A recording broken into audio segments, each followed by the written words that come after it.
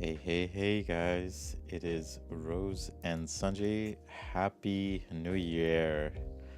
We are Uh, live in 2025. Rose, good morning. Good morning. Good morning, Sanjay. Happy New How Year, guys.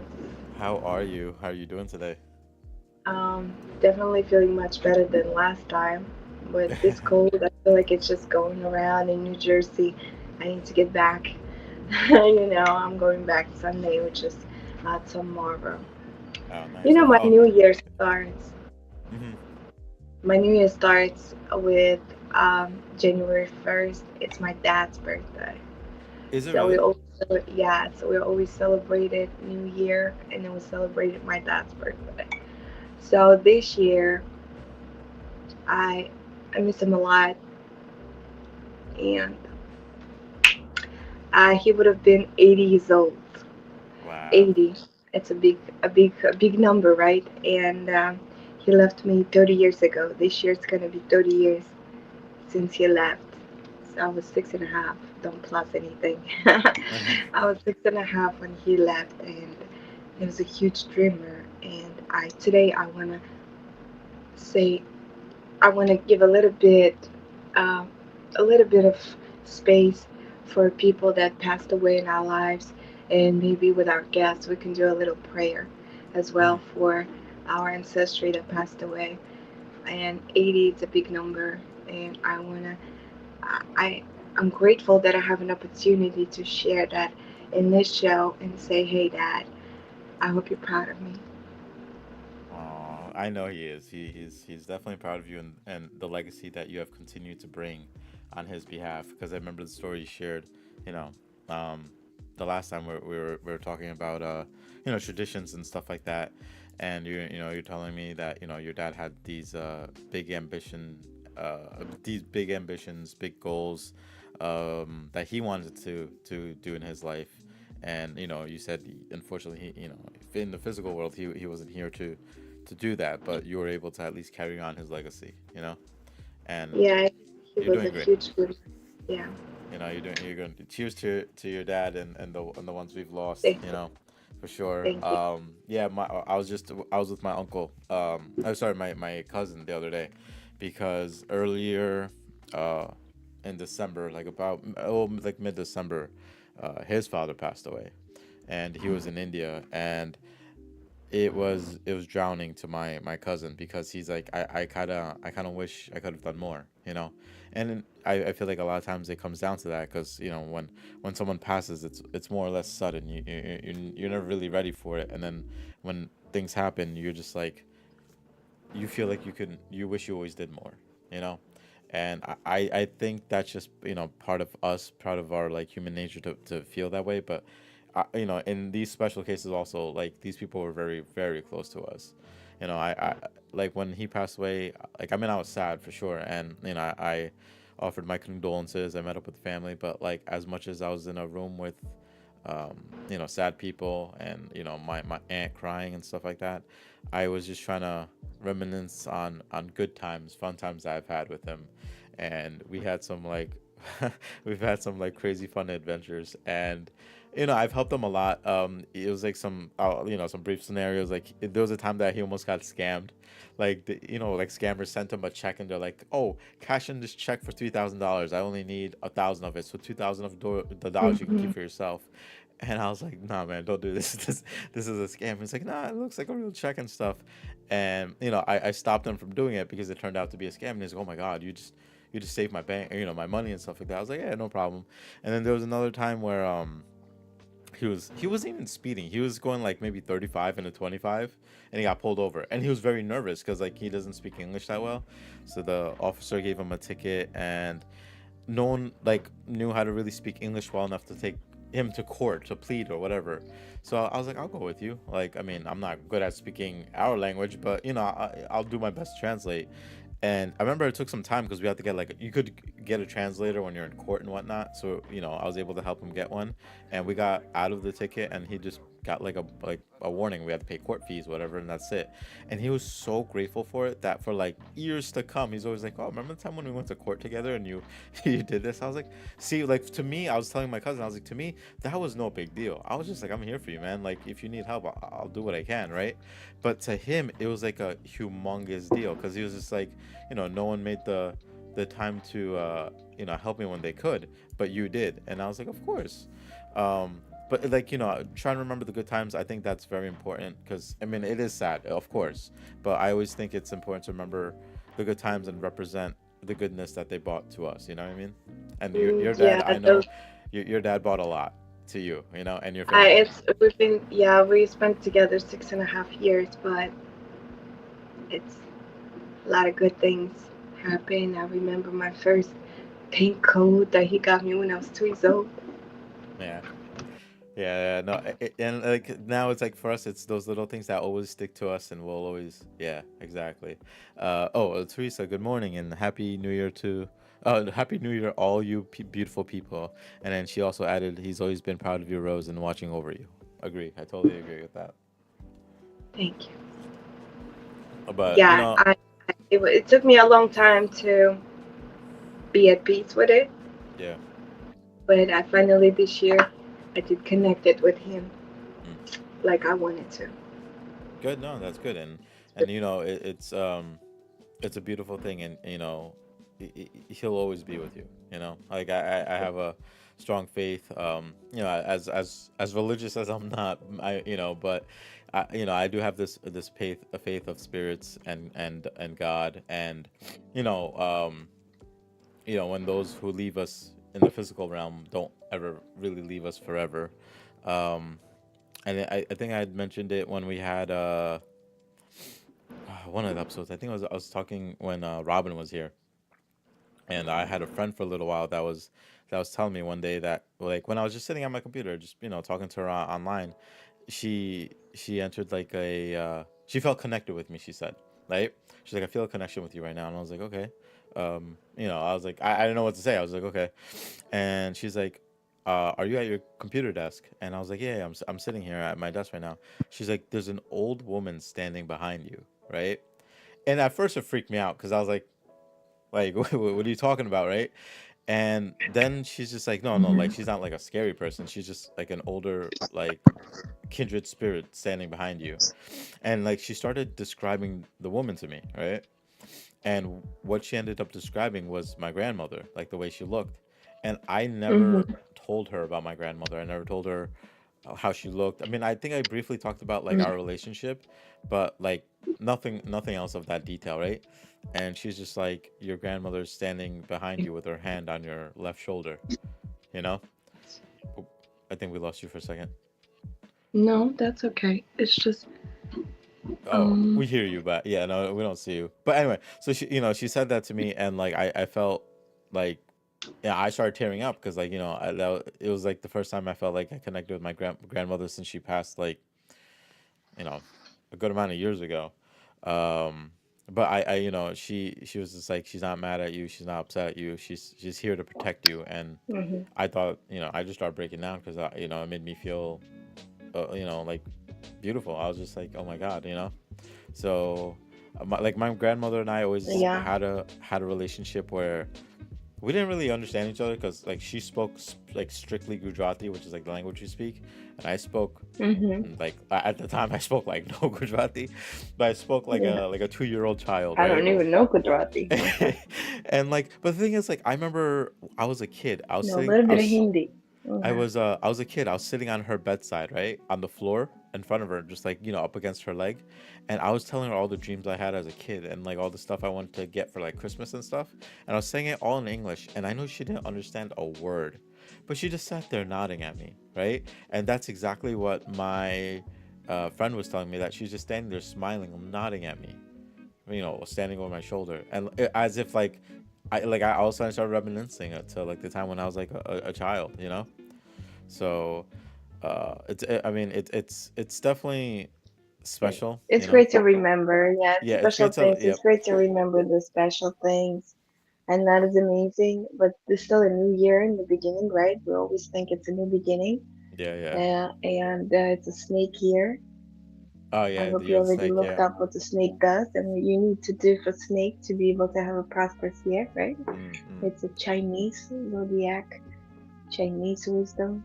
I like mm. to pick up wisdoms on different cultures, right? Even listening to your culture is like, wow, right? Like Hindu. Like one girl was teaching me a couple of words like Miranam, Gulab. I think that's what it is. My name is Rose. Oh, oh, yeah, yeah, yeah, Miranam, yeah, yeah, yeah, Gulab. yeah. I was like, what do So you? it's Yeah, kind of yeah. cool, right? Also, I was learning Korean. I was Mm, learning Korean not so long ago, right? Let me see what I remember. 안녕하세요, yeah. Onion right? haseo. Yeah, 감사합니다. yeah, yeah. There you go. So, and I'm definitely excited to meet our guest today, Yes, this leads putting us all that to pieces together, this leads us speak to a our little Korean. introduction to our guest. Yes. Yes, Yeah, I'm very happy 안녕. to. I'm very happy to have him join. Like him and I connected on a level. Like once I met him, he's actually my brother-in-law, and I met him through the Oh, really? family. And when I first met him, I remember, I think we were at like a lunch, and he was very shy, but he was very like down to earth. And then like over time, I came to actually learn that he's like a pastor, right? And it's I found it interesting because I had friends in the past that I was close with, and they were religious. They weren't necessarily a pastor, but they would take me to their church, and like out of respect, I would go because like I said, I might not be the biggest religious person, but I went out of respect. I like to experience the the whole experience at the church and stuff like that.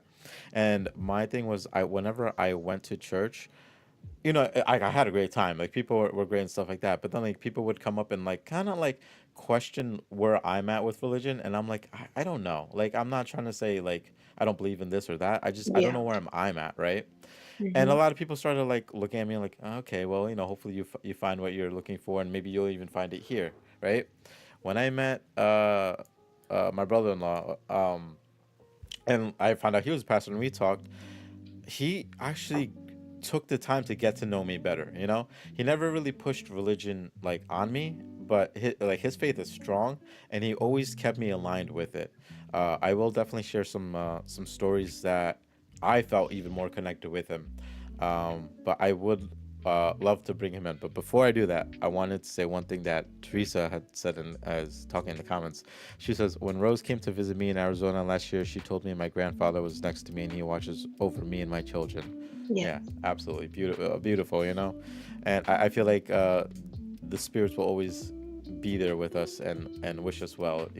Our And angels. Yeah. it's hard to maybe stay positive all the time because we do get sad and we do miss them, but we know that they would want us to be happy and live a good healthy life, and basically carry on what they brought to us. And we'll get, like I said, deeper into that.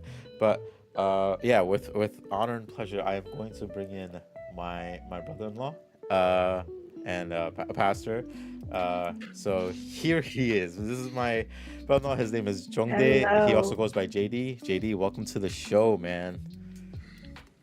Hey, thanks Good for morning, having me. JP. Good Absolutely. morning. Nice to meet Nice you, to meet Rose. you. Nice to meet you, JP. So JD, yeah, I mean, thank you again for taking the time to be on our podcast. I know it was like brief. We were just out at like Thanksgiving dinner, and I was like, hey man, like, would you love to be on our podcast? I would love to have you. Would you? And you're like, oh really? Like you felt so honored. You're like, yes, for sure. And I was like, oh my Yes, god, like it's really like honored amazing. as well. But yeah, I mean, we would love to learn more about you. Tell us about yourself. And where you come from and what you are. Yeah, nice to meet you, Rose. Good to see you, Sanjay.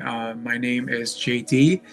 I am a second generation Korean American living in Somerset, New Jersey, and I am 36 years old. I work currently as an associate pastor. Actually, I don't know how up to date Sanjay has been with Christine, his wife, but we're actually we're staying in the same campus, but we're actually launching a new church tomorrow.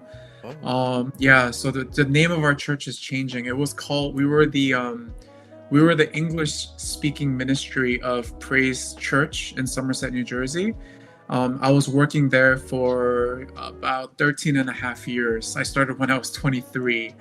Wow.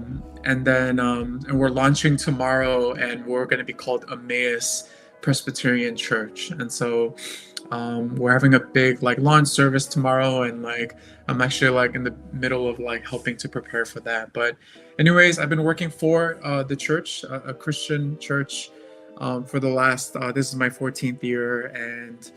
And yeah, as Sanjay shared, we connected because our wives are sisters, and um, that's a very loaded statement because there's so much there. Uh, But I think what Sanjay and I connected on was that family is beautiful because it's complicated, and I think that's where like you find beauty in like the mess and the complications, right? And I think Sanjay and I really connected over that because we have our family stuff, but then we're connected by our wives, and our wives definitely have family stuff that we're like, we are faithful observers, and we just, so um, yeah. But anyways, that's who I am. Just a very brief, but glad to be here. I'm happy to be here. We actually, a couple years back, we launched the podcast for our church as well, and I was honored to be asked because I know how much work it is to put a podcast together. I know it's not an easy thing to do. So I want to encourage you guys. This is a beautiful thing that you guys are doing, and I know more than like what the viewers get out of it. I know it'll be a blessing for you guys. So happy to be here. no, that's awesome. I know. Thank you so much for that too. Thank you.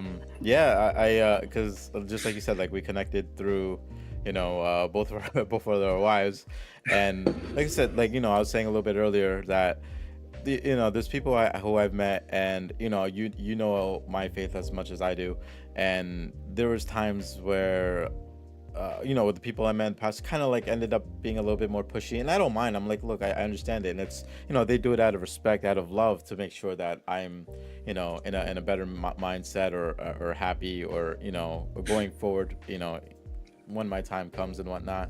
But like me and you, I've never felt so like down to earth with our conversations, and we'll have conversations about like religion and faith, and the way you approach it, the way you are about it when we talk, I don't feel uncomfortable if I say something that like I feel like I might not be on the same page as you, but like not once were you ever like Sanjay, I'm offended by what you say. Like you can't talk like this or anything like that, right? You always kept like an open mind. You were always understanding, and I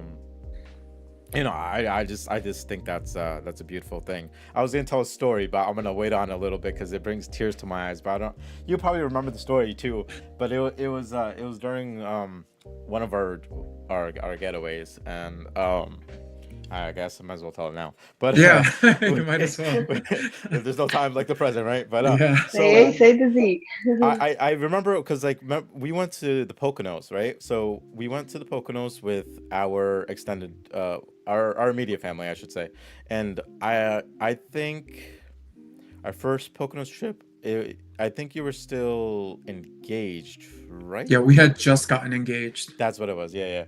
And we went to Poconos, and like the whole like this is actually it was a vacation that the whole family, like my wife's side of the family, it was the first time that they all got together in a pretty decently long time, because like everyone had their own schedules.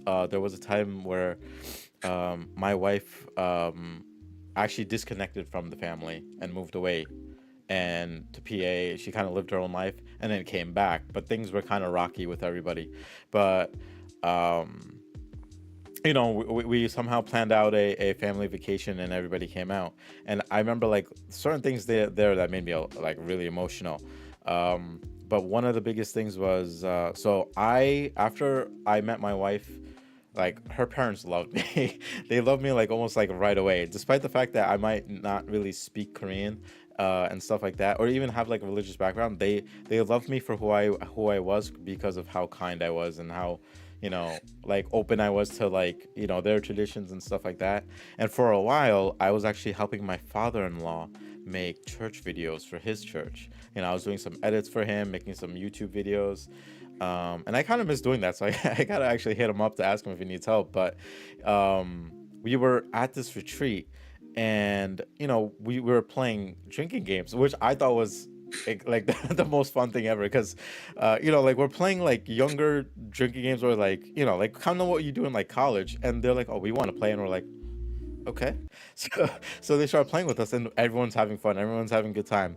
And then at one point during the night, right, my father-in-law starts like getting emotional, and like he's saying stuff that I don't fully understand, and I think JD was like trying to break it down to me, my wife was trying to break it down to me, right? But then he starts crying, and I was like, what's happening? Like, I was like, I thought we were all good, right? And what had happened was he was upset because we were there with one of my other brother-in-laws, like at the time I think it was his girlfriend. Um, like she was there, and he was sad because since I and she weren't religious or a Christian, I believe it was, um, he was sad because he was like, like we wouldn't make it to heaven because of our faith, and he got very sad about that. And I didn't know how Oh, to respond. I was upset too. I was like, what do I say? I was like, yeah. I told him, I was like, I'll make the most of what's here, but I don't know what to say. And then JD steps in, and he's like, let me give a little bit let me give a prayer, right? And he gives this prayer. I mean, I don't remember the exact words at the time being, but he gave such a strong prayer that like it wasn't so much like you know uh we hope Sanjay becomes a Christian and comes with us, but he was always like, God will always watch over Sanjay, just like he over like watches over us and stuff like that. And I was just like he didn't even, there's no reason you had to like say something like that, but since you did, it was very touching. Wow, yeah, Um, this is definitely connection with God for me is definitely one of the purest things. I call him my best friend because he always listens, he always hears, and he always helps, right? Guides. And I have a privilege of saying that, I don't want to be out there, but I did connected with him in the level I've seen him 4 times. I don't want to put it out there. I don't want anybody calling me a liar or anything. But this is a special connection. And funny part that I lived in Alpharetta. I don't know if you know JD. I lived in Alpharetta. It's a huge Korean community. I met this beautiful Korean lady. I started learning Korean. I went to H Mart, which is very close food to my culture. And I was like, oh my God, right? I started like learning about, I never knew nothing about Asian culture. And so getting to know the Korean side, and it's always kimchi, you know. And it's like, it's so amazing. When I got to her house, she didn't have a fork. She only had the bamboo sticks or any sticks. I was like, how do you eat? That's my knowledge in Korean. And I definitely fell in love with the language. She actually teach me the alphabet, and right now I'm learning how to read, like step by steps. But yeah, connection with God is it's yes. A lot of people say I didn't see it. I don't want to believe it, right? But Yeah. I agree with that. When we connect with higher self, we feel more at peace. Hmm. And I can see that by looking at you, how peaceful you are. Doesn't he How just like bring you this know that presence? don't Like worry, let God worry. yeah, That's just like so much, and you bring that light, you bring that peace. And I want you to share more of it because it's so important. You just look, you don't have to do anything, and you just bring that peace. yeah. I mean, Thank you I, for I that. I definitely know like times when I felt lost, when I needed something. Like he's um he's always there. He's always there for me. Always hits me up, asks if I'm doing well. It's too early to be this emotional, but Yes, JD, bring your peace back. Come on no, it's in. peace. no, Like I feel no. comfortable. Like it's just nice. Today is the day, and today's Cause the like like I think I releasing, remember, right?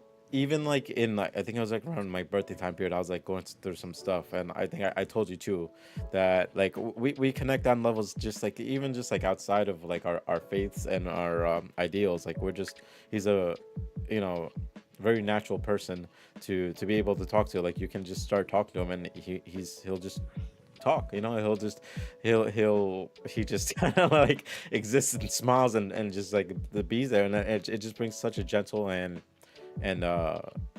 great feeling to be a part of.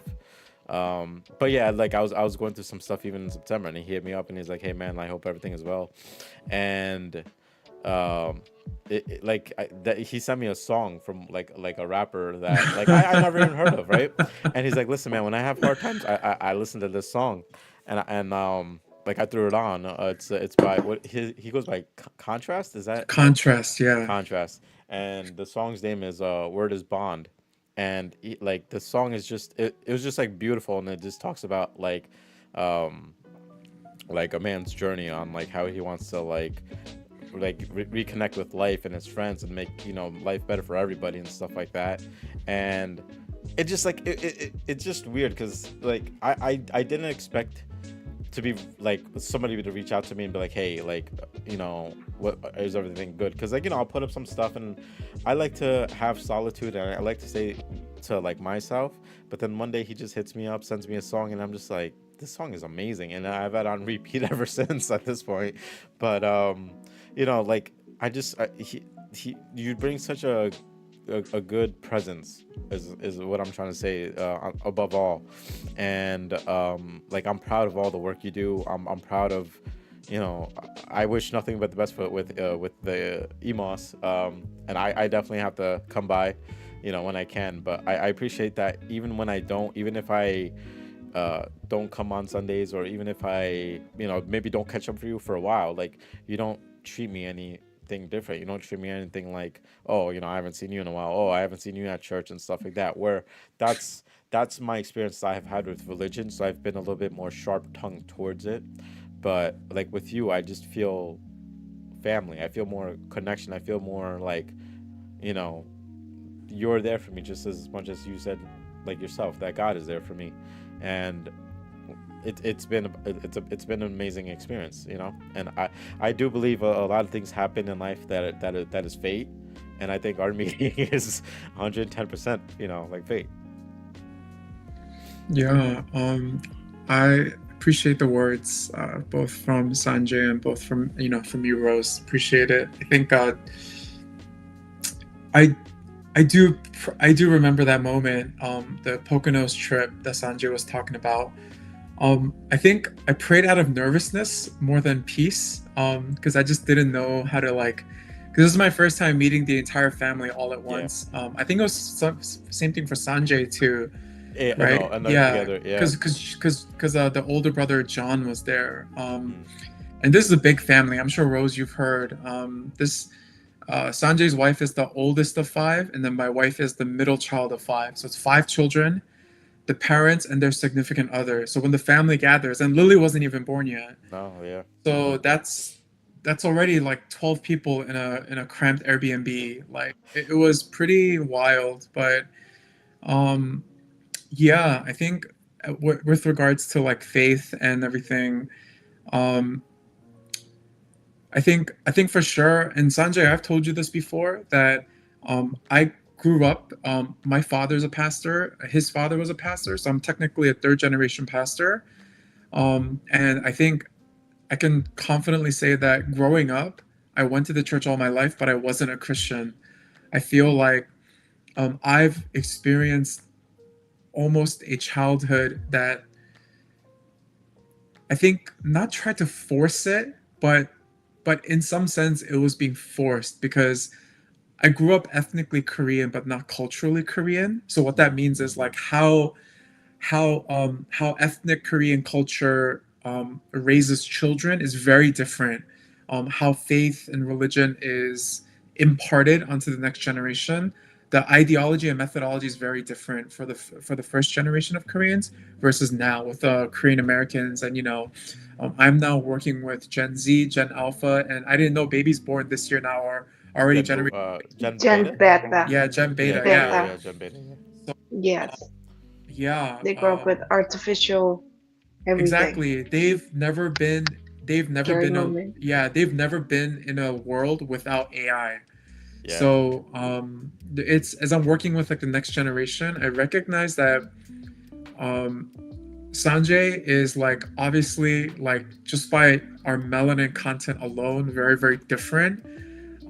But still like our exposure to the way that the previous generation imparts faith um, is roughly the same, right? And I think I actually empathize with Sanjay's place in life a lot. Like Sanjay said it, we actually share a very familiar worldview, except that one portion where I have a distinctly biblical worldview and Sanjay does not. Yeah. But I don't judge him for that. I don't look at him any differently for that. I just see that we have different worldviews, and I'm okay with it because I don't love Sanjay because of a similar worldview. Like I don't love other Christians because we share in the same worldview. You know, I don't like that. I think worldview doesn't determine how I love people, and I think that's something that um, a lot of Christians in our circles and in our generation, that's how we've been slowly changing the way we think about faith and religion. That worldview is important for my foundation, but it's my foundation, not Sanjay's and not Rose's. And you guys have different experiences and different foundational structures that you leverage into how you live your life and how you look at life, and that's okay. Like that's I'm not that doesn't bother me. That doesn't like get me going. And Sanjay, you know who I'm talking about. Like, Yeah. Yeah. like it doesn't get me all like I excited love and that. like, oh, like someone's not a Christian. Like for me, it's like, oh, they're not Christian. Okay, well, obviously, my hope is that Sanjay would come to share in the same worldview and faith and religion. But um, I hope that for him, but I would never force that on him because um, my my relationship with Jesus is very voluntary. Like I chose the path that I chose, and I chose the faith that I have, and no one ever forced it on me, right? So I can't do that to other people. So um, yeah, and I appreciate the comments about the peace and everything. I think I'm the least peaceful person I know, but I'm glad that you guys think that way. Yeah. No, yeah, no, That is I think, amazing. that's interesting that you say it like that because I think that's basically the same way I grew up, right? So I grew up ethnically Indian, but not culturally Indian. And I was, unlike, my parents were born in India. I was born, in the good old Jersey City, over there. But growing up, I was a little bit more Americanized because I went to school, public school, and stuff like that, and I never really had a taste of religion, even from like our end. So I would go with like my parents. We'd go to like temple, and we would go to like these like different places. Even in India, like we'd go to temples there and see different Yeah, sure. like religious experiences and whatnot. But I never really understood what was going on because I was too young. And then when I got older, like my parents kind of just did it less. So it's not that I had like I didn't believe in it in the sense that I think it's like fake or anything like that. I never pursued it or tried to look into it or go to a deeper level. um I forgot what I was gonna say now because uh when I was younger. Oh, that's yeah. So when I was younger, and like I think I said this to Mr. Lee. So I said this to my father-in-law, right? The craziest part, Rose, I don't think I've ever even told you. Joke that I might have told you, but I don't remember, right? But my parents met my wife's parents for the first time after we got married. Oh They wow. they never What? they This never is met before. this They might is have talked to each other like over story the to phone. tell. They Yeah. literally did not meet until after we got married, right? But like they knew of each other, and like we were having dinner one day, Like two and different worlds, right? yeah, we were having dinner, and I remember like my father-in-law was just like, what do your parents eat? And I'm like, oh, they're vegetarians. And they're like, okay, we'll figure it out. And they made like some different vegetarian dishes with like glass noodles and all this different stuff. And my parents like gulped it down. They loved it. um Yeah. but one of the things was like my father-in-law kept saying is like the ideals that like both religions carry is like the faith that like Jesus Christ followed, from different point of views and stuff, and they got together like like very well. And like my father-in-law kept saying how much of a Christian mindset I had, and I was like, thanks. And like, I didn't take it as offense. I was like, whoa, oh no, oh no, I think my thing disconnected. Oh, everyone's back. Hold on, I'm gonna bring you guys back. I don't know what happened.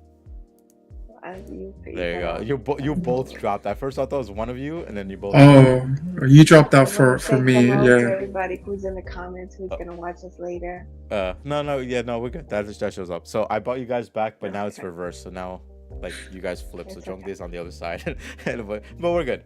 No, but like we were talking about it, and like, even though we like our families had the religious difference, like, I think like you said, Jungdae, that when like our parents, like when my parents and Christine's parents, like they met each other, they didn't let that different view change how they feel about each other, like Mr. Lee and my dad always, like, they try to make the effort to like my parents were like, oh, how are they doing, when are we doing dinner again, and stuff like that, and it makes me happy because for the longest time, I know your view might be a little bit like different, but like for even mine, my parents always wanted me to marry like an Indian woman and have in India and live a life in India and stuff like that. And although that didn't fall through for them in that sense, they're still very happy to have Christine as a daughter-in-law, and then have Mr. and Mrs. Lee as in-laws, as parents, because they didn't think that they would be in a world like this. Like their image, of course, as older parents, their image is, their kids are gonna grow way more or less the way they did.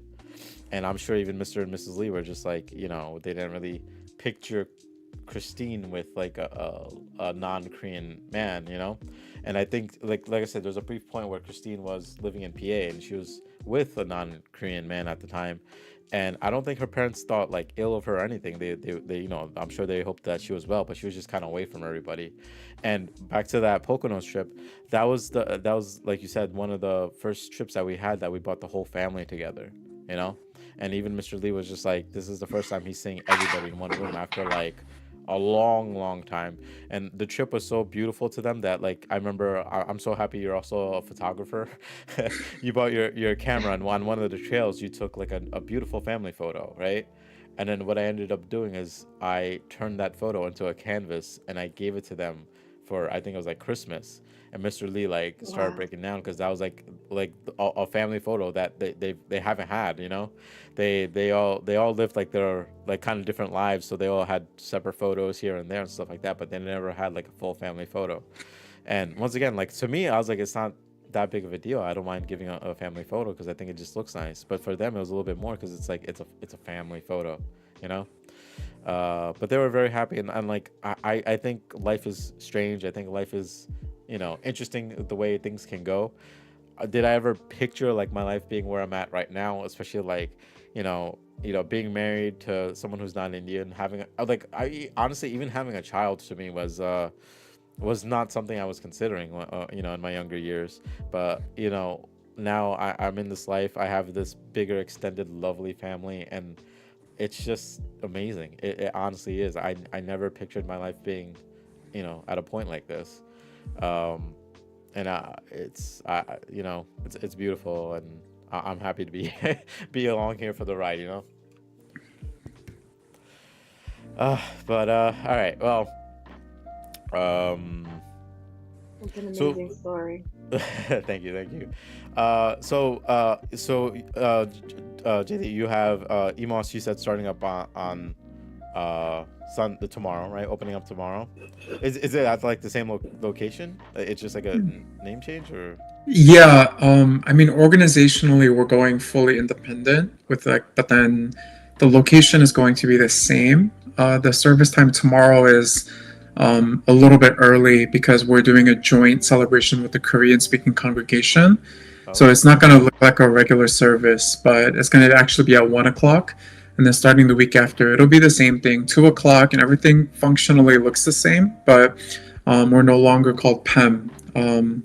the name.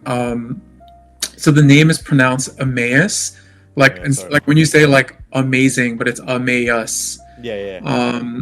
So the name actually comes from a Bible story where this is after the resurrection of Jesus, where two people are walking.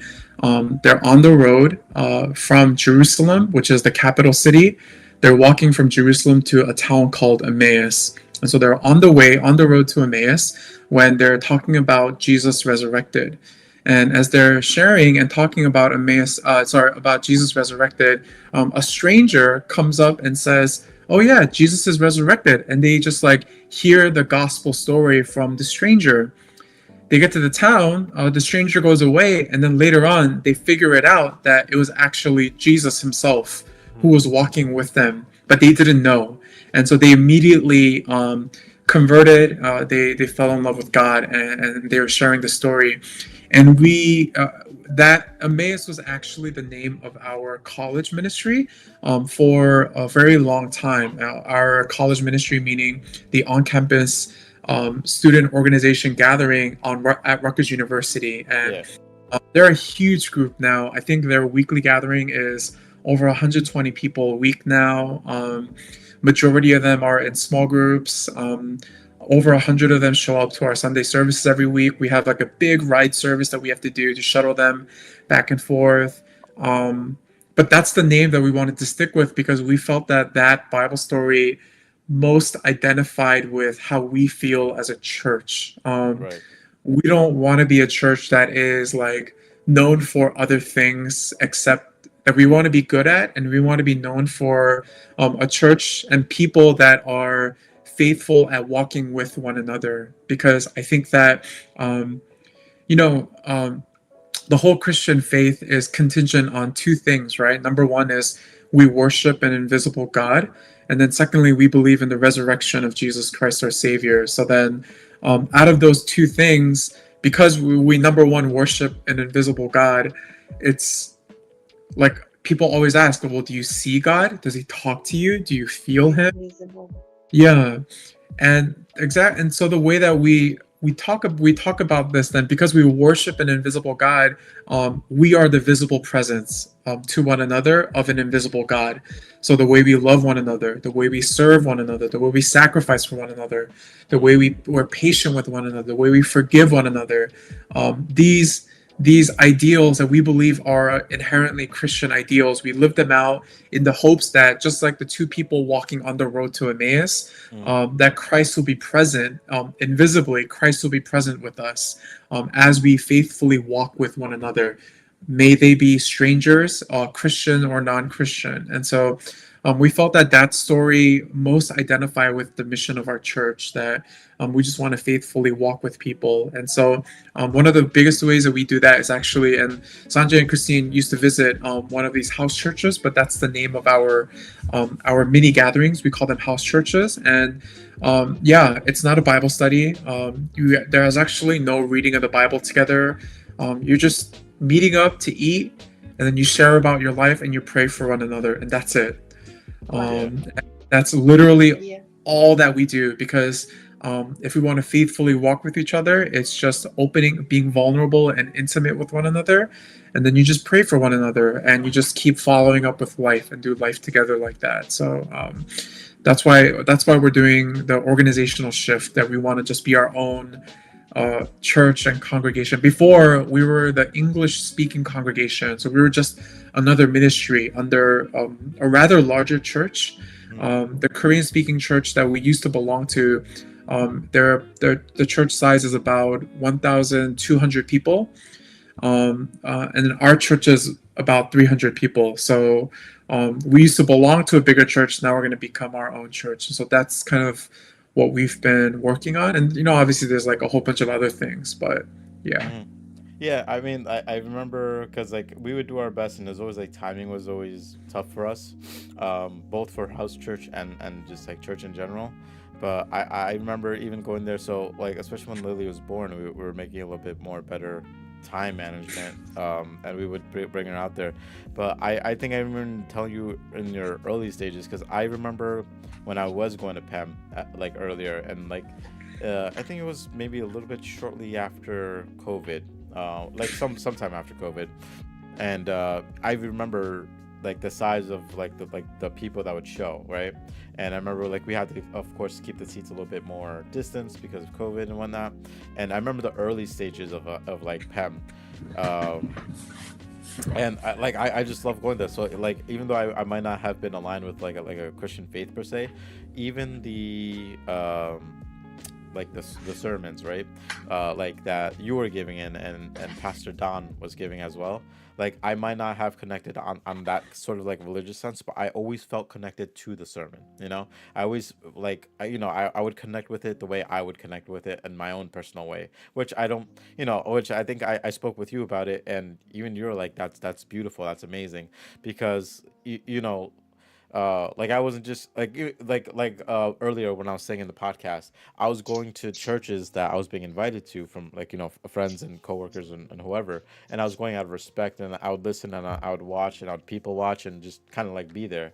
But then like when I was going to PEM, and like especially when you were giving like a sermon, like I would sit there and I would listen, I would take in the story, the lesson, and like it was always like an amazing experience. And I think even so, like compared to when that started happening to the last time I went, which I know it's been some time, I see so much growth in PEM at that time, and I see so much growth in like the people coming. And I always like when we were able to go, like I always loved going and being there because it just felt so good. Like I look around and I see how connected people are, and see how like um like uh they connect really well with the sermon, and they watch with such enlightenment. They watch with such like they want to learn, which is beautiful. And Emmaus, I'm sorry I pronounced it wrong before, but the story that you just told me, and like the ideals, and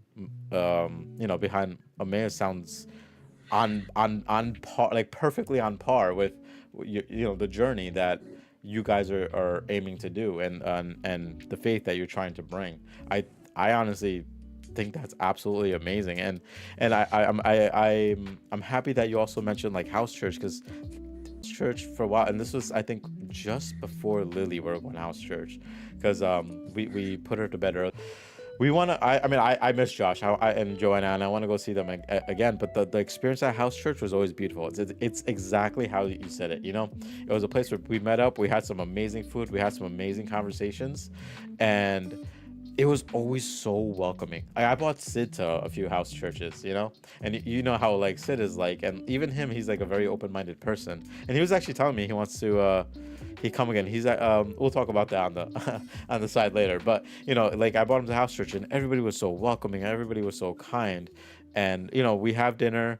We talk about the sermon, but like it's a very casual like in-house community kind of conversation. Like it's nothing's forced. No one's like you got to say this, you got to say that. It was a very homely experience, and I actually miss it. Like now that you brought it back, it's bringing back memories, and I gotta kind of get back into it when I can. But I loved it, and I know there's the different house churches, and after a while we're like, maybe we should try one of the other house churches, because there's one for more like family orientated, because they had like kids too. And even those guys, like we connected with. We went to their house church maybe once or twice, but then like I guess since my wife and I had like a younger mindset, like we were better with like Josh and Joanna, because like it felt more connected for us, um but I love the whole experience that I came to have with Pem, with Emmaus, and I'm looking forward to it. I really am. I don't know about tomorrow per se, because I got to get up at 5 o'clock in the morning to go pick up somebody from LaGuardia. But I definitely want to make more time and effort to connect with that side, and I know my wife would. I know my daughter would love to. Um, but honestly, like, dude, I'm proud of you, man. Like, this is amazing. Yes, I look forward. definitely. I look Yeah, forward to like congratulations. I look forward to your growth in that. And yeah, like wow. Like I'm just like kind of blown away. Congratulations, definitely it's a Yeah, huge congratulations, mission. And absolutely. I have a question, JD. JD, like the people that lost, right? The people that angry at the world. A lot of things for people happen. They lost their favorite ones and they blame God for everything, right? Those people are like that. They hurt, they feel that sorrow.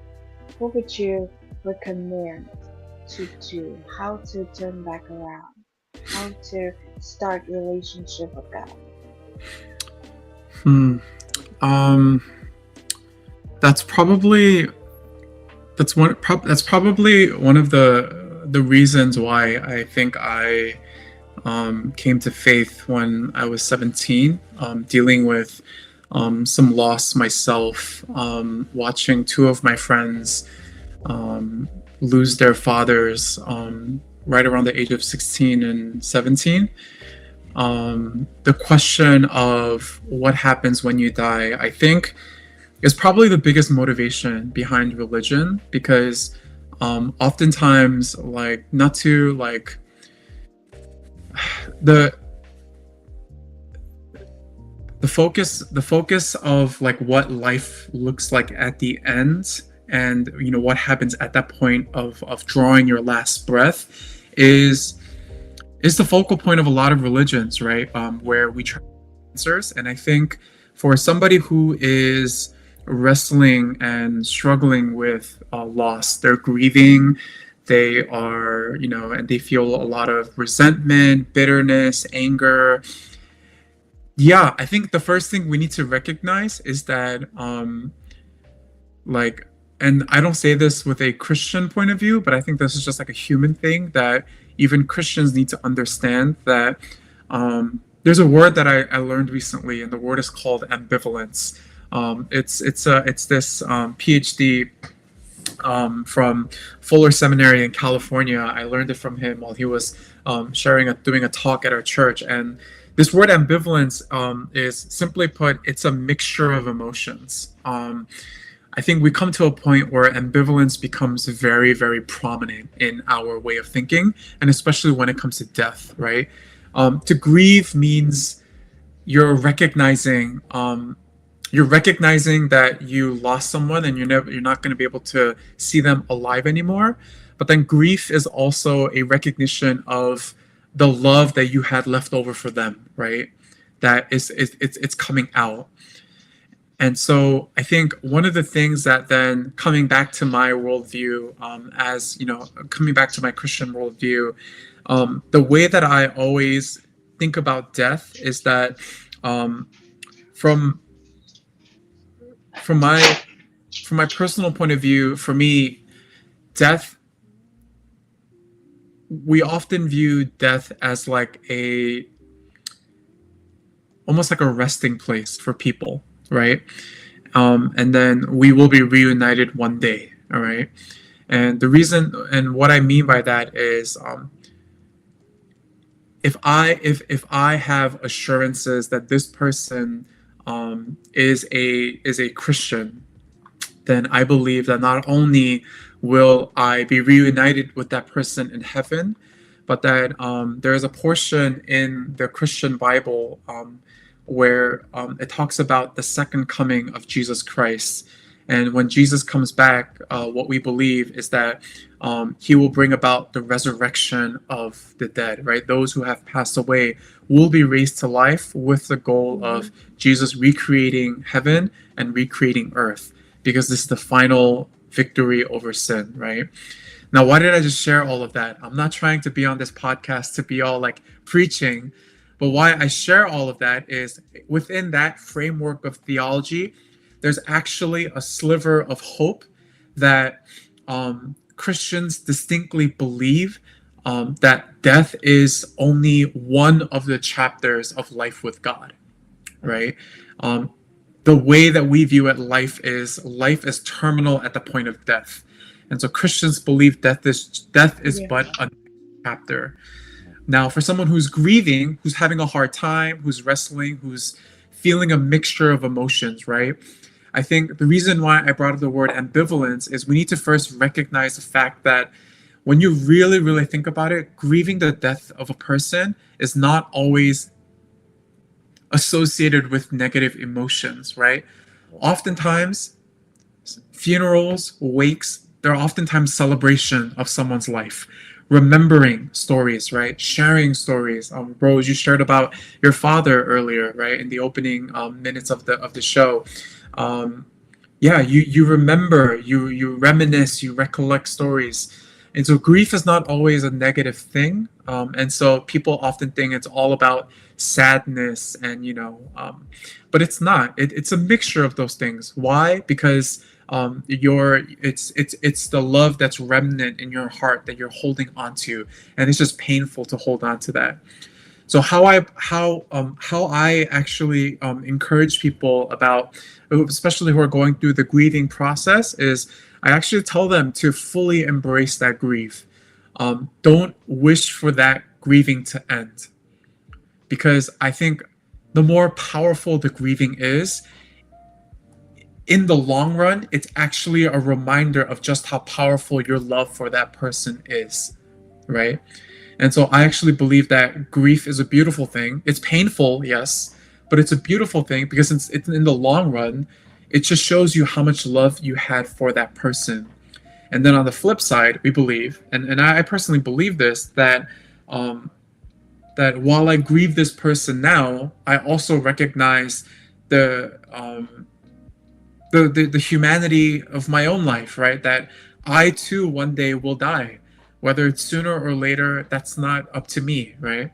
But I believe that I will one day die, and while I grieve this person, I know and I trust that when my time on Earth is over, this won't be the last chapter of my life, and I fully believe that, and I believe that for other people as well. And so, for those that are grieving, I usually like to share. I encourage them not to turn away from that grief, and one of the things that's been most powerful for me in my time of grieving, and what I've been sharing with other people, is that I just like to sit with people in silence. I think that's something that in our society is often lost. How to just quietly be present with one another. I think,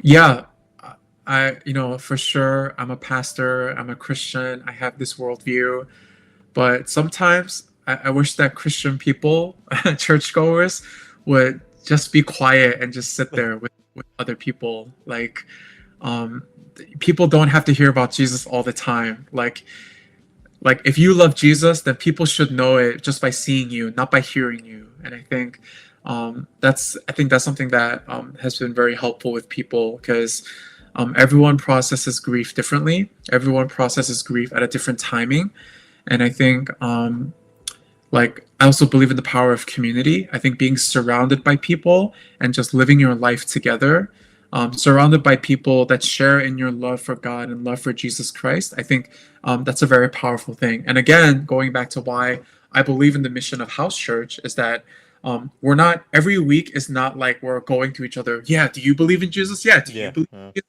That's not what our House Church is all about. It's just, hey, how are you doing? Like, what's actually going on in your life? And we follow that up the week after. Hey, Sanjay, Rose, you shared about this. You shared that you were going through this. How are you doing with that this week? And then the next week, and you just keep following up. And I think, like for me, if someone is grieving because they lost someone that they love, I think there's power in the follow up, power in asking that question. How are you doing? And especially if you come from a more Asian centric culture, you don't usually say it. You usually bring them food, right? Like, hey, I thought of you, just want to bring you some food. Like, that's like one way that we express it. But yeah, I think that's like the biggest thing. Like when I had when I was from 2011 to 2019, I was a youth pastor, meaning I was pastor over our middle school and high school students. We had about 200 students in our ministry, and I would do their weekly ministry, and then I would do their big event ministry, and I did that for about 8 years. Probably one of the most challenging moments of my ministry is when I had a student. She was a junior in high school. Her father was suffering from paranoid schizophrenia.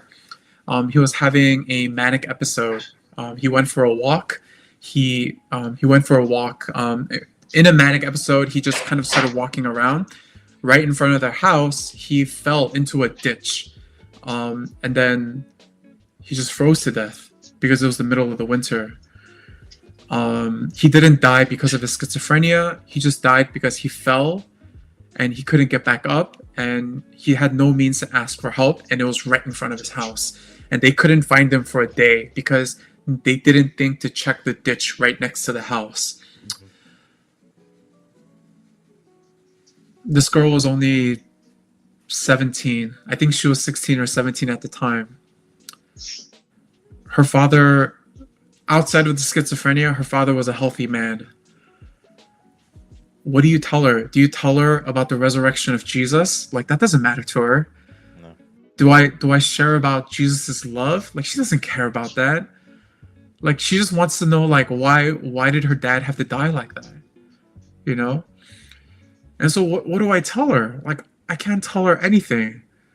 So all I can do is try to be as normal as I can, and I just try to, you know, be present with her, have her friends surround her, and yeah, like, we just try to do life with her, and we have. And admittedly, like, it took her a long time to get past that. She sought professional help in the form of professional counseling and therapy, and she's doing a lot better now. And she's still attending our church.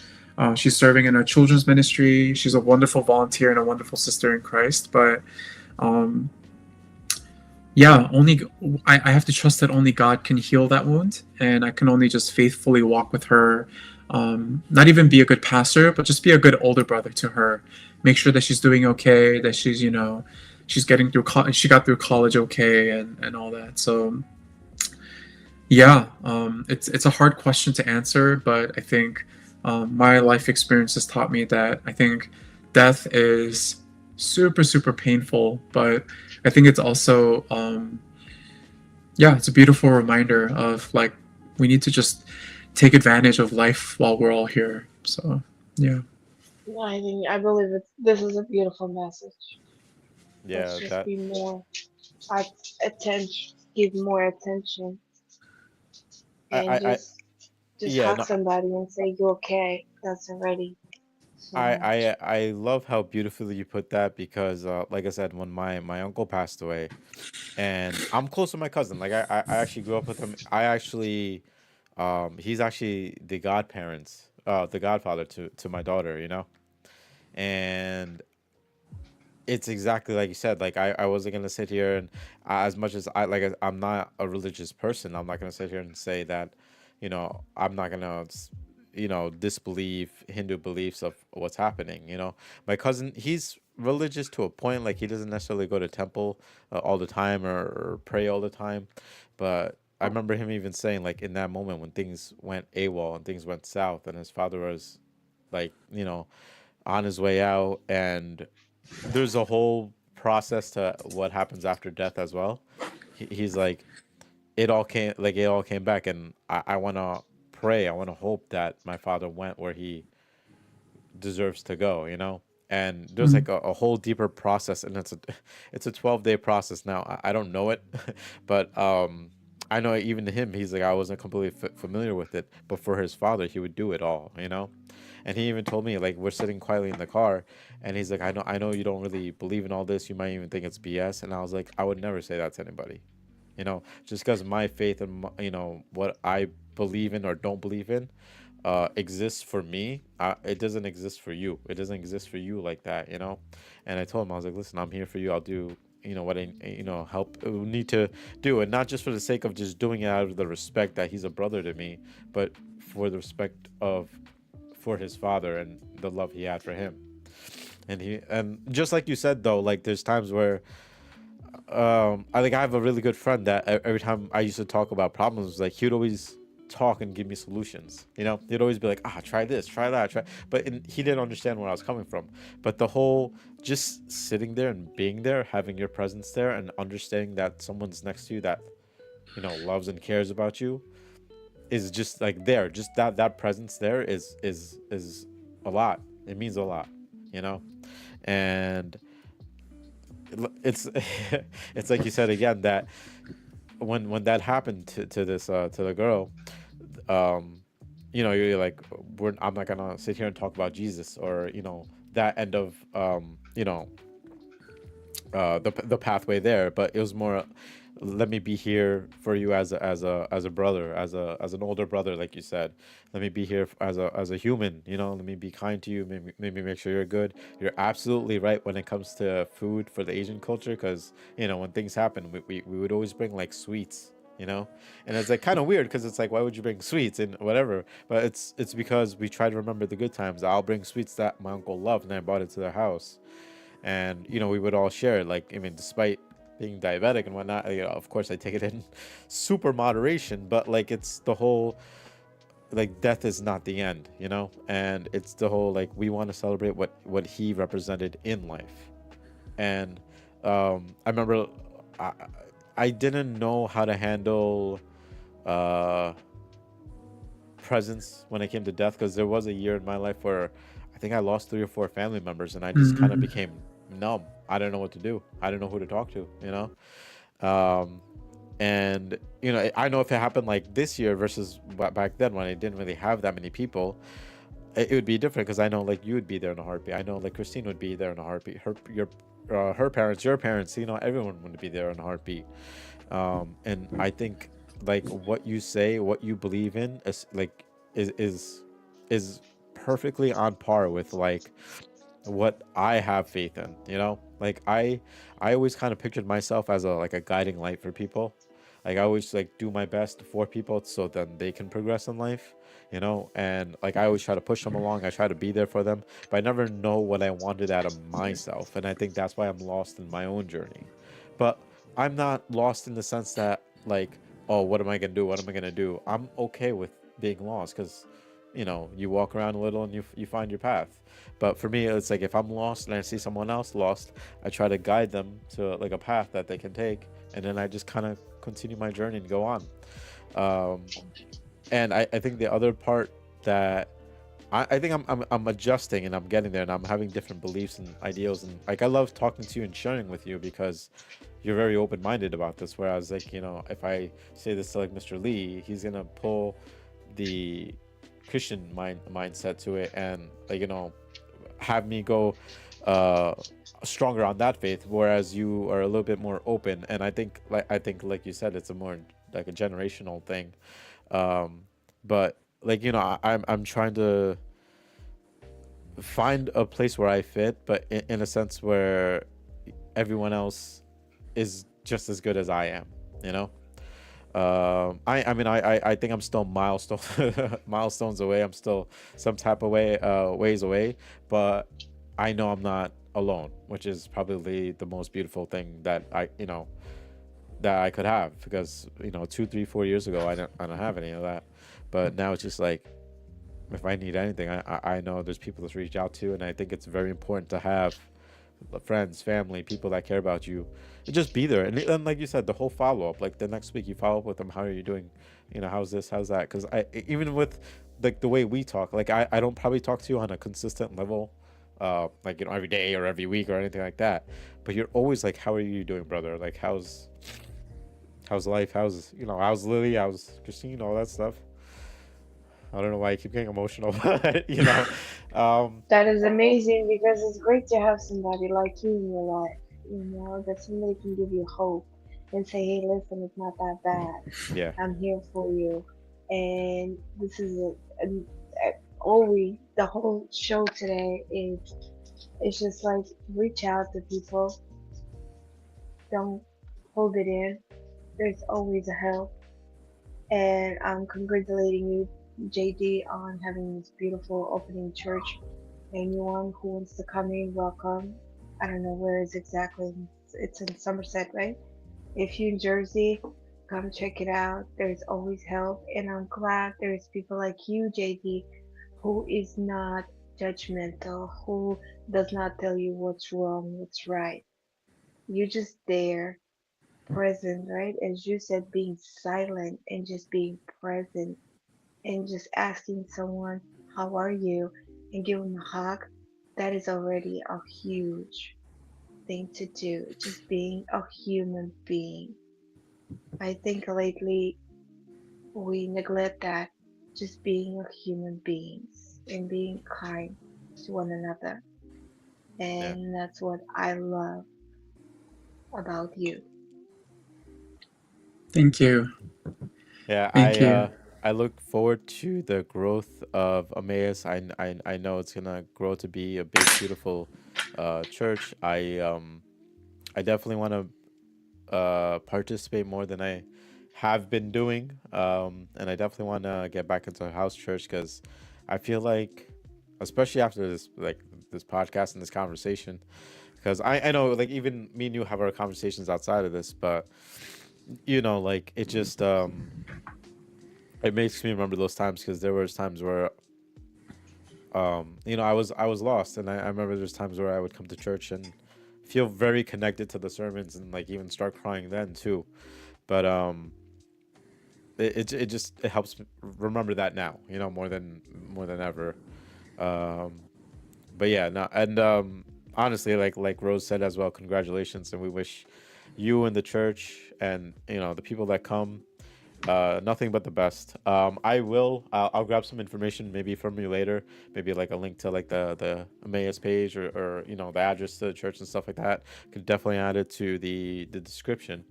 But honestly, it was an honor and a pleasure. And I'm still like blown away the fact that you're able to join our podcast, and I absolutely loved having you here.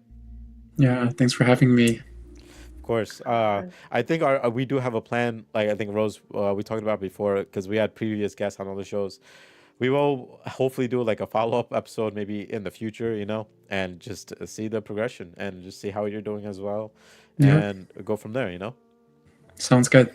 But all right. Well, thanks for joining us. Let us say cheers to JD joining us. Cheers to Emmaus and cheers to life. Right. All right. Cheers. Cheers, guys. Thank you. Thank you so much And JD, thanks for for being having part me. of the podcast. We'll talk to Yeah, you of soon, brother. course. Thank Uh, you. Thank you. of course. Take care. Okay. Yeah, hope y'all are well. Yep. Thank you. Thank you. Thank you so much. Thank you. All right. Bye. Um, arigato. That's Japanese. It's okay. I, it's, I it's forgot. still we're being thankful. I'm, But all right, brother. I'm Take care. Samira. Yep. Thank you. Yeah, Thank you. Oh man, it that was, was. oh wow. First of all, let's move you back. I'm sorry. I had like flipped it over. Like when you guys both it must have been something on my end. I don't know what happened, but then I like have I so just much hit going reconnect, on in the reconnect because back. I didn't want to lose Yeah. time, but you guys switched sides. But it's still flipped and all. But but man, let me tell you, the I don't even know what to say. You know, like it, I love that you're releasing your emotions. That's really important. That means you're a human being. And that's great. You're being yourself. yeah, And I think we needed to have this conversation, just like it is a new year, yeah, but we're remembering our loved ones and we're learning how to live without them and relieving and releasing those emotions. I think that's a path to healing. I yeah. believe in that. No, I agree. And I I'm amazed how simple, how humble he is, how kind, how sharing he is, very generous with just being present, being here, being now, and just listening. Yeah, no, Just that connectedness, that's something that we all strive. Like I, as a human being, strive to get there. yeah. And I feel like it's a long way to go for me just to be in silent in the present. It's just like wow, I'm I here for think you. that's why we got along so well as well because I remember it was like after 1 year we made it because I go to Myrtle Beach every year. I went 1 year and I invited him and his wife, right? So my wife's sister and him, and they came and they had such an amazing time, right? And I also had an amazing time with them. They joined us in our traditional stuff that we do there, just like go out to eat and whatnot. But like I remember just connecting with them very well. So even from like the Poconos trip going forward, like he was always like a humble human being, and I think that like my taste of religion that I got growing up was always like bitter, right? It was always like kind of rough around Mhm. the edges, because I like it would be like an introduction into it, and I'd be like, this is great, this is good, right? And then all of a sudden it would be like forced upon me, it'd be like, so what do you think? Do you think you'd want to like join us? Do you want to do this and that? And I was just like, I don't know. Like I don't know yet, right? Yeah. And when the second like I started answering with a I'm not sure what I want, I felt some of the presents leave. Because they're like, okay, well, if you're not on board, maybe one day you'll be, and that's it, right? But with like, it was called like I said, it's called PEM. It was Praises English Ministry, and I started going there with respect to how I did it with other friends. I was like, my brother in law is a pastor. I want to do stuff that they're passionate about. So if he's a pastor, he gives sermons. I want to attend the church, and I went, and it was like a whole different ball game. It was a whole different experience than I've ever had before, right? So I think when I started going, he wasn't fully preaching yet.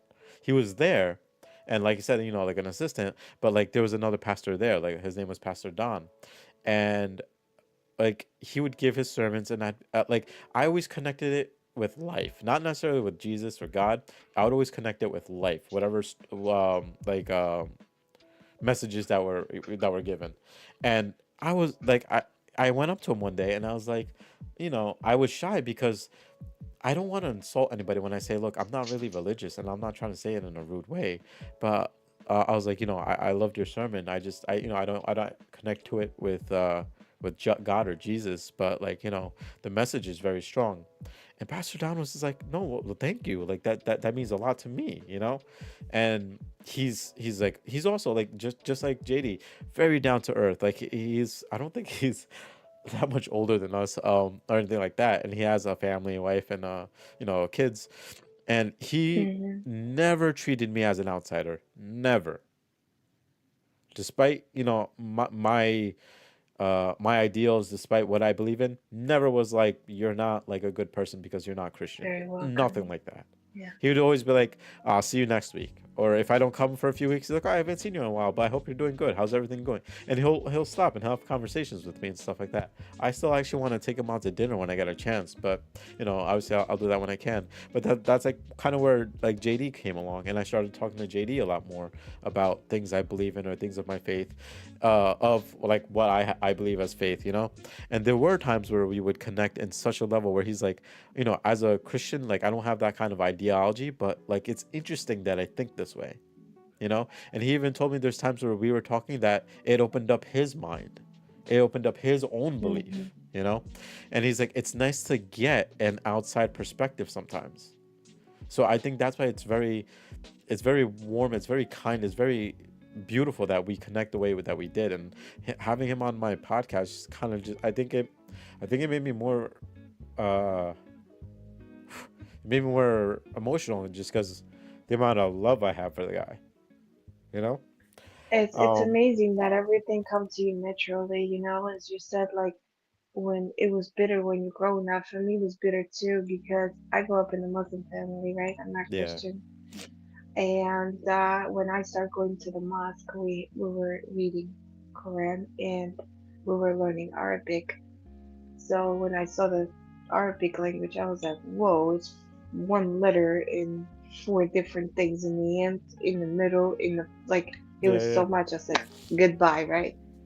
And then we were reading Quran, and then all of a sudden they telling me, oh, now you have to wear a hijab. Yeah. That's like a The. covering your hair, right? As a Muslim. And I said, why am I being forced? Yeah. Why have to do something that I don't think I want to do because I want to get to it naturally. I want to get to it myself. Yeah. Yeah. And when I get there myself and I see I can incorporate it with the fashion and the way it looks and style it and the colors, yes, now I like it, and I know exactly what it does for me. And I don't want to be forced. And I also been in a lot of leadership conferences when on Sunday we had a worship.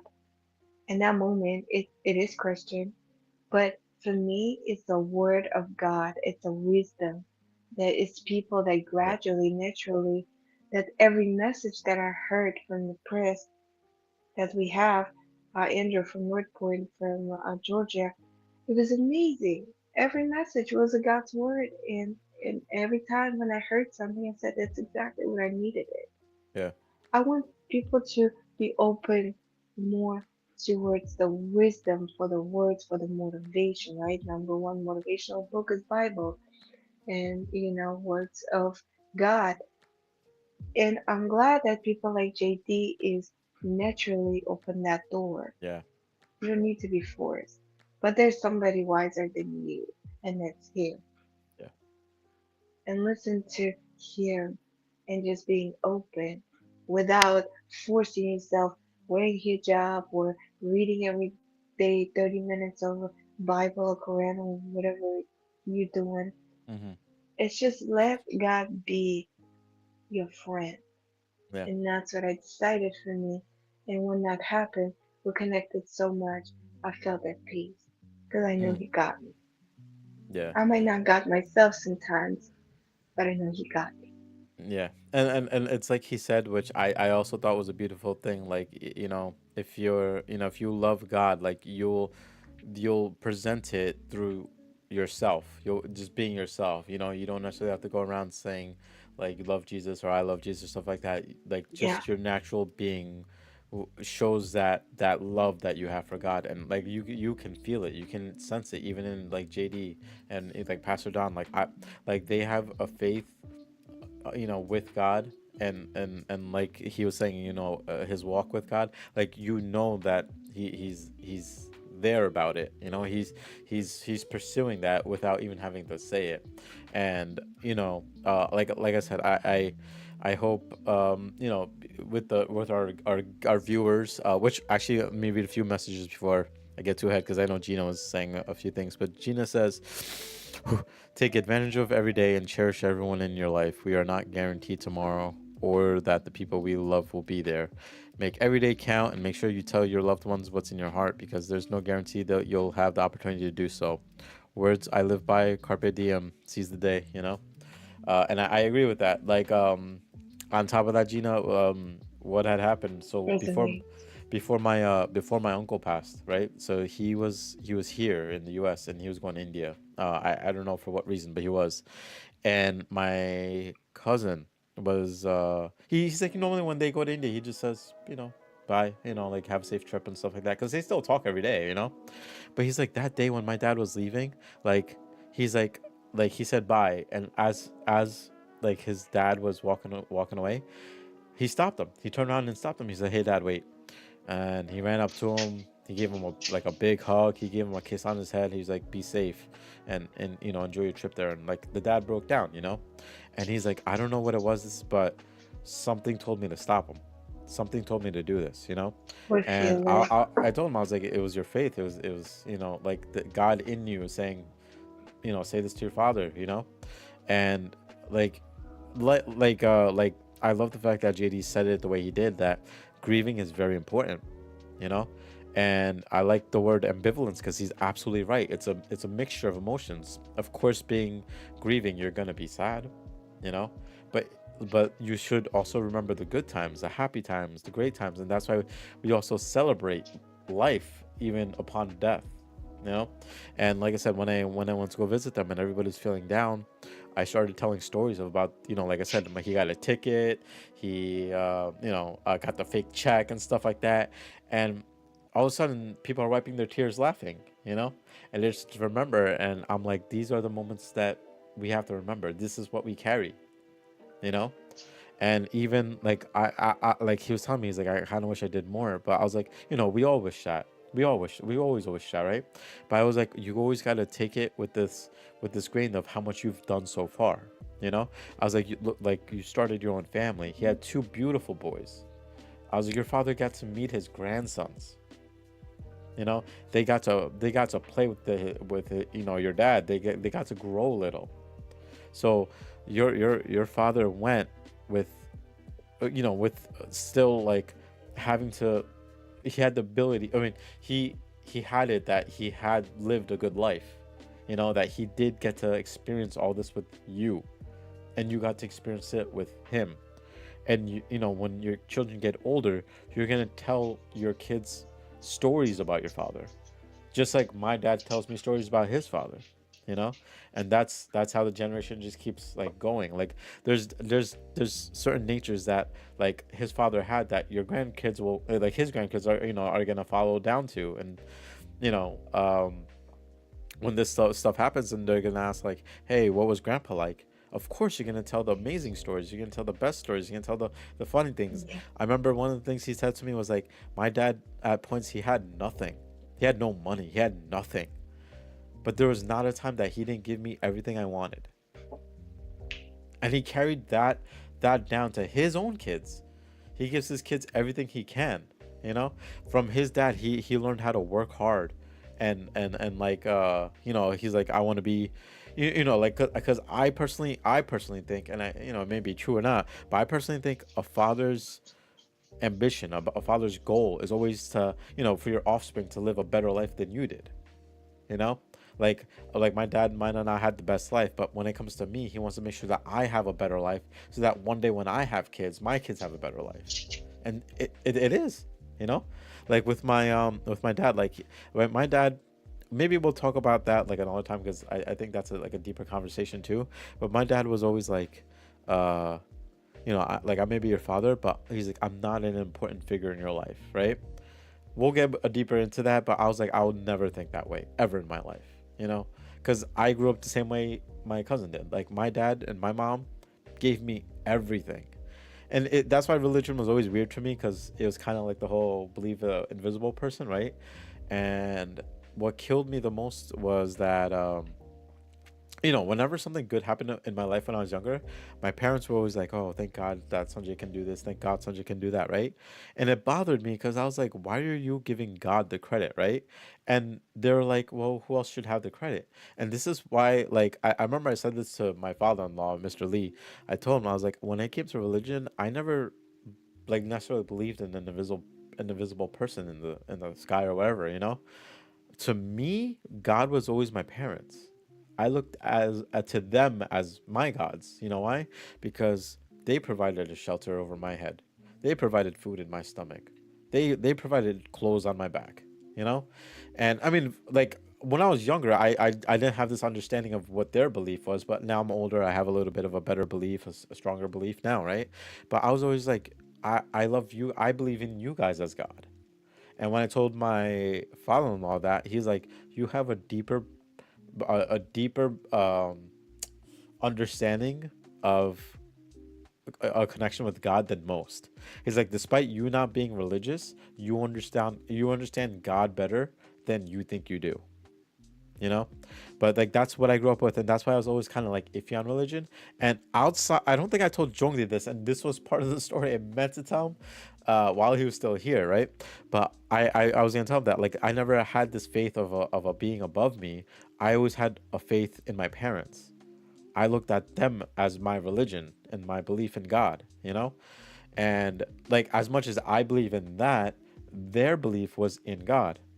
It was in God that helped them provide, you know, a roof over my head, clothes on my back, food in my stomach. And I never took that understanding. I never like believed in that, and or I never even thought of that, to be honest with you. You know, it was until I got older that I started having this understanding, and it's honestly because I was able to have these conversations with like JD or even like Pastor Don. And I like there's times where I'd go up to him and I'd be like, "Am I wrong for thinking this way?" And they said it's a different way of thinking, but it's not wrong, A valuable connection. you know. But there were times when I was younger when I had these thoughts and you know these ideals, and people are just like, "You're weird, man. Like that doesn't even make sense." But when I bring it up to I'm still gonna talk to you about it with JD, and I want to see what, like his input on it. But like when I talked about you know, like being handicapped and being angry at God, he was just like, "You have every right to be." You know, he was always like, you know, but he's like, but you got to also understand it this way. You also got to see it from this point of view, and it really opened up my eyes. And I was like, you know what? I was just angry at my own point of view after all that, you know. So I'm still like on my journey, like I said, and I love the fact that he walks with me. And like when he was like explaining Emmaus to us, right? I was like, I feel connect, like as he was talking, that's the way I feel connected with, people. Like I want to be there on this journey of life with people. But I think this is why also it's like this podcast exists, you know what I mean? I want to be on this journey with these people who have this ambition in life. And I think that's why, like, religion, yeah, okay, I'm on the fence on, but on life, I'm all over life, you know? I want to see people succeed. I want to see people achieve their dreams. I love the people that we had on our podcast. I love where they're going in their life, you know? But it's a beautiful balance to also have a belief in God. It's a beautiful balance to also have a belief, like a faith in, what you may believe in, being Muslim, being uh Christian, being, like I like when I ever aligned up any sort of belief, I thought I was more like Buddhist or something like that, and it's just because like I like, I don't have to label myself as a Buddhist just because I have some ideals of it, but I can follow the Buddhist, ideals and mythologies, right? And also like like Judaism and stuff like that. Like I can have these beliefs. I don't have to give myself a label. And I think that's one thing JD taught me is like you like these beliefs are beautiful, and like for you to share them with the world, you're giving faith and you're giving hope to people. And I think Emmaus is exactly that. I think Emmaus is going to be this amazing growth, and this, the people who attend are going to be able to have a walk with Jesus without like, understanding that they're walking with Jesus. They're just going to be going through this journey, I So can see that you on the right journey. yeah, You're doing exactly what you should be doing. And I think by being guided by our best friend and having that little by little discovering your path and putting brick by brick and building your path and just feeling and being guided in taking what's come to you and building that, what you're supposed to be doing, getting to that end of mission, seeing that light in the end of the tunnel, yeah, not giving up on yourself after, being angry, being handicapped, which I never see, you know. I try as I am, I try to see a person's soul. That's yeah, what comes first. yeah. No, Your that's clothes what I. doesn't come to me, your education, who you are doesn't come to me, your soul comes to me. Because everything else is a facade that Yeah, we grab from society, we create it ourselves, we think that's who we are, but it's not. I see your soul. yeah. I mean, I think that's why we're connected too, on that level, because I've met plenty of people in my life, but like when we met and we started talking, like it was a beautiful bond because I didn't see you on the surface. I saw you in a deeper level, and when we hung out and that, like, I was always like with Dove and we always go out and stuff like that, and I was always like looking forward to like hanging out with you because I'm like, oh, where's Rose? Where's Yeah. Rose? And then catch up with you when I can, talk to you when I can. And like, I mean, this is now what, like 5 6 years, even more, like I think like 2015, 2016, and look where we are now, and I think it's a beautiful place to be, and I look forward to the growth that we have as individuals as well as together. And I look forward, and towards the growth of our podcast and our dreams and our passions. And like I think more than anything ever in my life, out of the 37 years I've lived, I think this moment has never been so important. And it's never been so vital. Amen. I, Amen. Yes, for yes, sure. I'll take that. Yes, this is definitely a journey that I think we're both in the right path. There's nothing wrong or right, but it's just path that we are unfolding by Yes. discovering, by walking, by having faith, by just putting one step forward, and just to reflect, review, and see how we feel with that step. And I feel like every step that we take, it's really opens up in a different way, and this is exactly where we need to be. This is exactly where we do it, and this is really truly connects with our soul, with our purpose and our mission. And Yeah. I'm praying for everyone that have connectedness. Yeah. Connect, Yeah. connect with your soul, because your soul is right here and the God is right here. So when you connect, you trust. You build that trust with the light. You have the faith, and then you're not afraid to take a step forward because Amen. you have enough faith, and He's there. He's listening to you and He's guiding you. Just trust Him. Trust. Don't I doubt agree. yourself. Because that Yeah. facade that we create and all those programs that we create that we grab from everybody, stop. Just Yeah. listen to your soul and trust. Now, and I This. think that's what you did. You trusted, and now the life is turning around, Yeah. and Yeah. I'm trusting it. For sure. No, thank you. Because And without my best friend, without me trusting him, I wouldn't be keep going.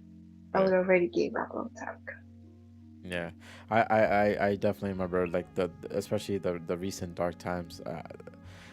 Even then, like JD, when he was telling the story of the girl that lost her father, even the way he was explaining it, like it wasn't a story. It wasn't just a story. It was just him being him. It was what he does, and he was there for me when I was in my, my darker times, and he'd always be like, I'm here for you, and like always check in on like how are you doing today, or how are things going, and always like follows up with me. He was always It's a great quality progressively, to have. yeah, yeah. And and I agree with them too, for those also listening, that sometimes we don't need a response, we don't need an answer. Sometimes we just need you to just be there. We just need people to just exist in that same little area. And there's times where I know, like, I would get emotional, when we have conversations, and he wouldn't necessarily have to give an answer. He doesn't have to be like, well, do this so you feel this way, or do that. He would just be like, yeah. And he would just sit there and watch me, and like, pat me on the back, or give me a hug or something, and he would just be there. And that much just means so much, and not everybody has that. And I pray that people know, I mean, that they have people like that in their lives. And I actually do hope that, I know we're a small time podcast, I know we're just starting and stuff like that, but I want people to understand that we're here for that too. you know Life is not easy, and it's definitely not easy alone. But when you got people that, like me, like you, like our other guests that we have, when you have people like JD, Pastor Don, the people that go to Emmaus, I can represent them because I know them well enough that I know these guys they would be there in a heartbeat for you. And I think that's a beautiful thing. But I want people to know that we'll be here for you too. Rose and I are always here. You can always reach out to us, and we want to be there. We want to make sure that Connect. we all make it. Man. But it's been a crazy freaking podcast, and I didn't think I'd be as emotional as I thought I would be. I But love it. I I love think it. I love honestly, it. I today, especially New Year, New Year, new startings. I needed this podcast today, and I am super grateful that JD was part of it, because it's opened my eyes even more now. And not now, I know, like, this beginning path, this new year, this 2025, the year of the snake. I know, like, everything is upward. Everything is upward from here. And I appreciate him joining. I, of course, appreciate you being here. I appreciate our audience watching, and I appreciate those that continue to watch us afterward as well. Um, it's been one heck of a journey, and we're just starting off. You know what I mean? But this is just the beginning of 2025. And it's funny because I think I told you too. Like, we met up the other day, and I was like, Rose, we're gonna be doing 52 episodes this year. Imagine that. We're gonna be doing 52 episodes this Yes. year, and I was like, just If you, yeah, those words coming out of my mouth would just made me so happy, because I was like, 52. It's a lot. If you think about it, it's a lot. But in another sense, it's not. And it's it's nothing not compared enough. to it's nothing compared to where we're gonna go. You know what I mean? So Yeah. I'm looking forward to all that. We do have a guest next week as well. She's another personal good friend of mine, who's all about, like, mental health, and the importance of that. And I look Absolutely. forward to you meeting her, because I think you'll love her as well. But listen, we've been going on for this podcast for a long time. I don't want to take up too much more time, but I want to appreciate everything and everything in this moment.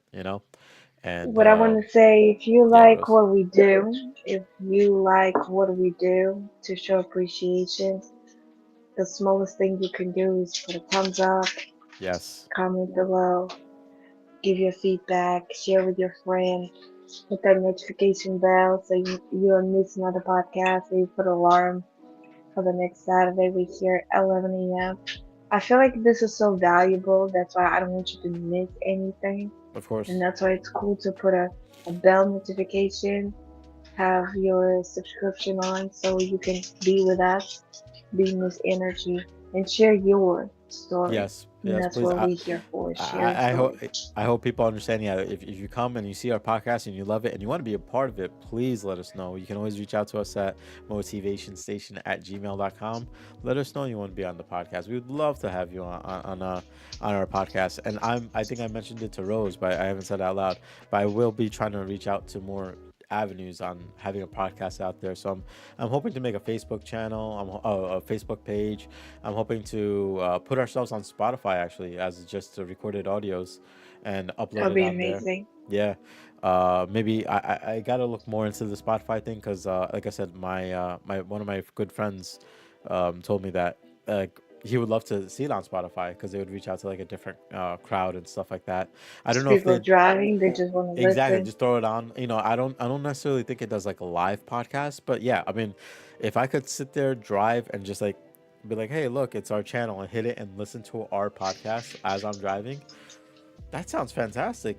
Like especially since Spotify is I out there, love you can do it on that. cars and stuff like that. I love that. Yeah. So I'm hoping Sometimes to I just re-listen to our own videos. Like oh sometimes all the I'm time. like, the Christmas part, the Christmas show was amazing. Like other stuff, like music for soul. Sometimes I just want to re-listen to the messages we actually gave because I'm like, wow, this was like wow moment. When you re-listen something, you might miss something from the first time you were listening. Yep, And the yep, second time you're listening, the third time you're listening, like, wow, I didn't hear that. I yeah, missed that, yeah. And I No, feel like it's great to always come back and rewatch certain things to be like, oh my God, wow, right? yeah. I've been doing that for a while. I've been watching like a number of ours, and I know I'm gonna be rewatching this one a little bit more just to feel it a little bit better. Because like I love. Don't get me wrong, I loved all our podcasts that we've had, but this one kind of struck a string in me that I want to revisit. And I know I'm gonna reconnect with my brother-in-law and talk to him when I can and stuff like that. But it did open up a lot more in me, and I needed this. But Rose, Yes. it's been an honor, a pleasure, as always. It's been a lot of fun, and I look forward to our new year. I look forward to our future podcasts and Happy uh, New Year, our everything going beautiful forward. people. Yes, yes, happy New Year, and guys, honestly, thank you again for joining our podcast, watching, and like Rose said, if you want to help us out, but not just for us but for yourself, like our video, post a comment, share with your friends, and let 2025 be the year for all of us. Let this be a growth for all of us on this journey of life, right? I So mean, cheers to that, and we hope you have a very motivated day. We'll see you have guys a soon. motivated day, guys. We'll see you guys soon. Take care. Take care, Bye Rose. bye. Bye.